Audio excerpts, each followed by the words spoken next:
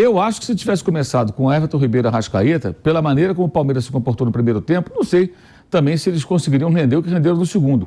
Porque o Palmeiras mudou muito seu comportamento de um tempo para outro, né? O primeiro tempo do Palmeiras, para mim, foi o melhor momento do Palmeiras nesses últimos jogos, aí disparado. O time competiu muito, marcou, foi intenso, agressivo, teve a bola. O Palmeiras fez o primeiro tempo muito competitivo.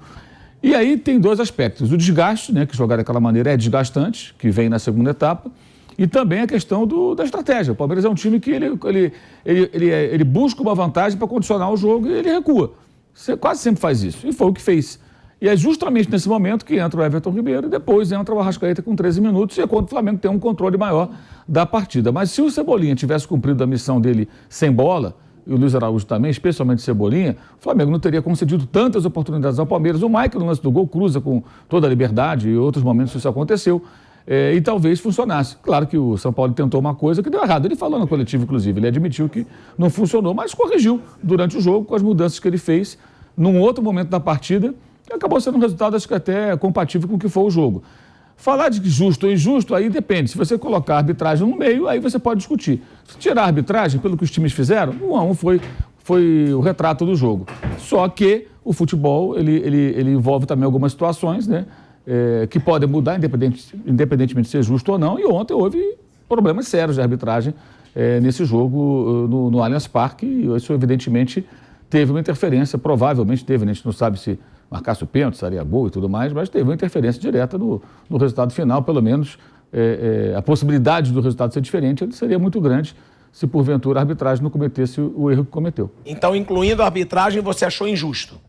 Sim, porque a arbitragem errou. Teve um pênalti que ele não deu, né? Um pênalti claro que ele não deu. Aliás, 13 dias antes, um pênalti idêntico foi dado para o Palmeiras de Plácido no Flaco Lopes. E foi um pênalti bobo, o Botafogo estava melhor, correu o risco de tomar um empate, o Rafael Veiga perdeu o pênalti, e foi um pênalti bobo do Richard Rios também, porque não tinha perigo ali iminente. O Ribeiro, se ele alcançasse a bola, ia tentar fazer uma jogada, tentar manter a bola viva, não era uma situação que ele entrava para fazer o gol, talvez nem conseguisse dominar a bola direito. Se ele cerca, se ele acompanha até o final sem fazer a falta, o Everton Ribeiro teria que tentar dominar e tentar manter a bola em jogo. Nada além disso. Dificilmente ele finalizaria ali, ainda mais que a bola vinha mais para o pé direito, né? E ele é canhoto, ele usa muito pouco a perna direita. Então foi um pênalti bobo, mas aconteceu, né? Aquela coisa. Aconteceu como houve um pênalti assim em 2021. Ontem começaram a aparecer vários, a gente vai lembrando. O Marcos Rocha, um jogo contra o Grêmio em Porto Alegre, o VAR interveio e deu o pênalti para o Palmeiras. Igualzinho, empurrão pelas costas. Ombro com ombro não é pênalti. Ombro, braço nas costas é uma infração, uma falta. É isso, é a regra do jogo. Eu não sou favorável àquelas 1000 faltinhas, né? Mas ali foi uma falta que é marcada no Brasil assim com muita naturalidade pelos árbitros, com o VAR ou sem VAR. E não marcou, então evidentemente tem uma interferência. Foi o único lance polêmico do jogo, o resto é chororô, né? Ficar reclamando do impedimento que está ali a tal da linha, porra, não, porque não sei o que, aí não dá. Aí querer viver num universo paralelo é uma coisa assim doentia que tem que acabar. Isso está cansando, isso é muito ruim para o futebol, gente. É ruim para todos nós, para o torcedor, para o jogador, para o técnico, para a imprensa, para os dirigentes. Não é bom, porque assim, não é possível que uma equipe só perca quando é prejudicada. Esse time é um time do outro planeta, né? Porque nenhuma das grandes equipes na história do futebol mundial, em todos os tempos, foi imbatível. Os melhores times foram batidos em algum momento. Em algum momento e perderam. E toda vez que acontece alguma coisa é por conta de arbitragem. Não é possível isso. Isso passou do limite. Isso é ridículo. Isso não combina com o tamanho do clube, gente. Com a história do clube, com o porte do clube, com as suas condições financeiras hoje, torcida, mídia que tem. É uma postura pequena, de time pequeno. Isso tem que acabar, isso não pode continuar. E ontem foi o que aconteceu. O árbitro errou, mas o jogo em si, fora o episódio da arbitragem, para mim foi um resultado compatível com o que foi a partida. Um tempo de cada um e terminou com empate. E ó, a gente vai mostrar, porque o Mauro César falou de lances semelhantes, tá? Que tiveram. A gente separou aí esses lances semelhantes que o Mauro César falou, porque realmente foram marcados os pênaltis, foram muito semelhantes. Eu vou pedir pro Gabrielzinho para colocar aí na tela. Lances semelhantes onde foram marcados os pênaltis. Ó, tá aí, ó. Contra o Botafogo. Pênalti. Esse é aquele de 2021. Não, esse é pelo Grêmio. É contra o Grêmio. Esse aí. Contra o Grêmio, o Marcos Rocha sofrendo aí a penalidade. Não marcou na hora, marcou depois do VAR. Não foi marcado no momento. depois marca com a utilização do VAR, o pênalti no Marcos Rocha, e é um lance muito parecido. E ainda teve o lance do Palmeiras contra o Botafogo, como o Mauro lembrou aqui.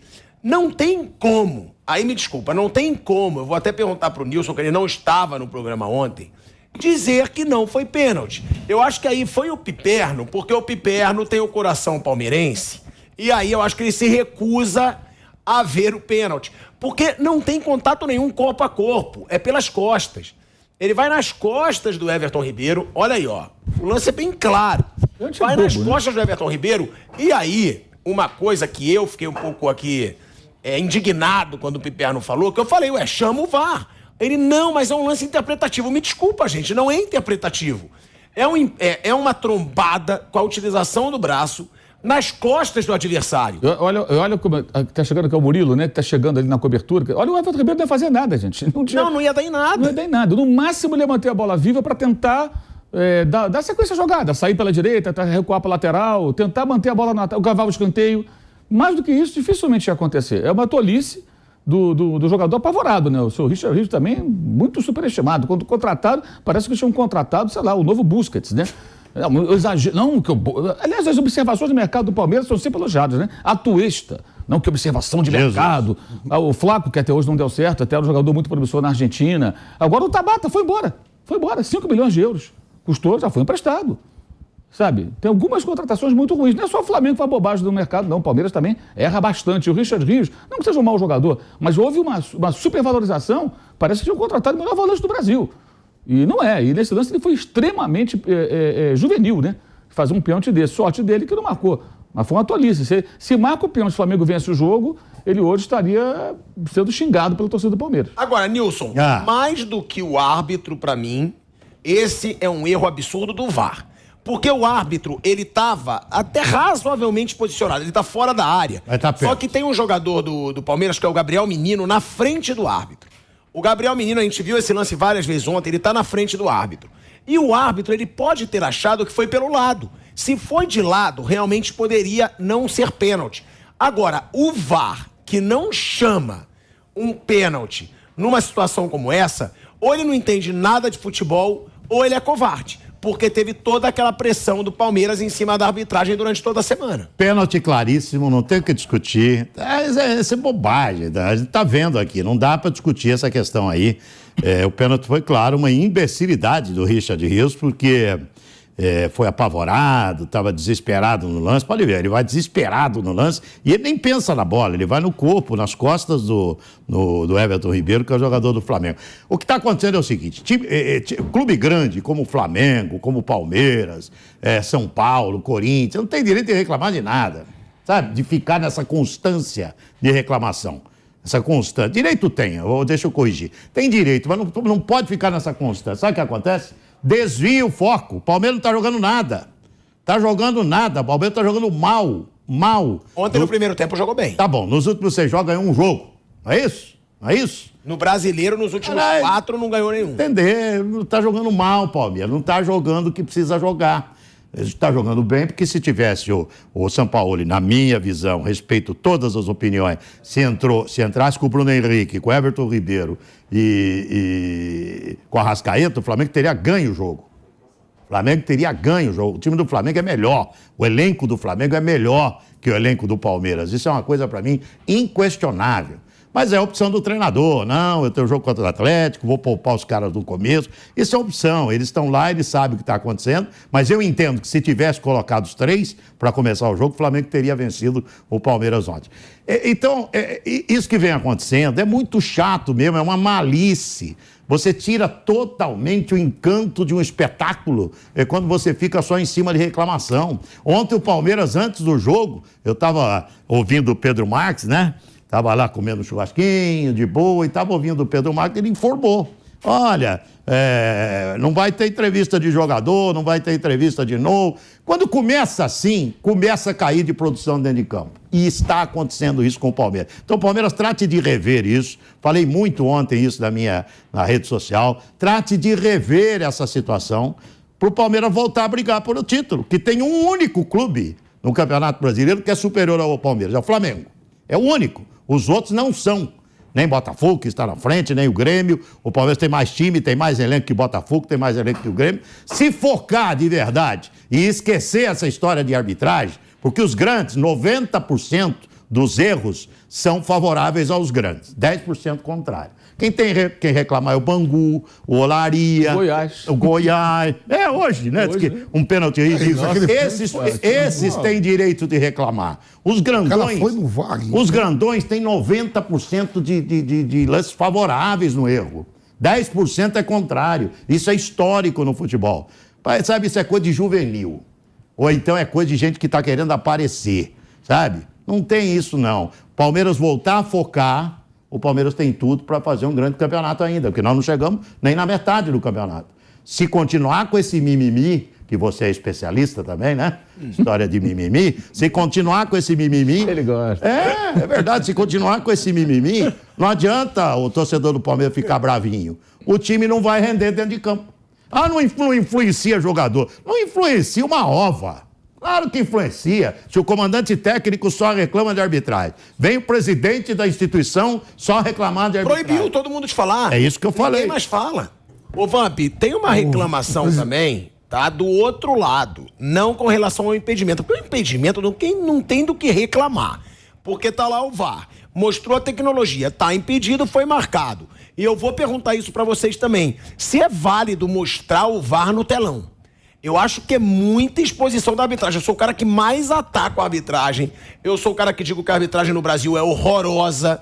Mas agora, quando você bota o VAR no telão, é muita pressão. Mas na Premier League é assim, viu, cuidado. Mas é pressão no árbitro. Você vê como ele começou a ser vaiado, você vê como ele pensou. Na Copa do Catar, tô perguntando pro Mauro, que não tava lá. Isso começou, né? Na Premier League também é assim, né? Sim, eu tava lá. Agora, eu digo porque no Brasil, a gente sabe como é a torcida.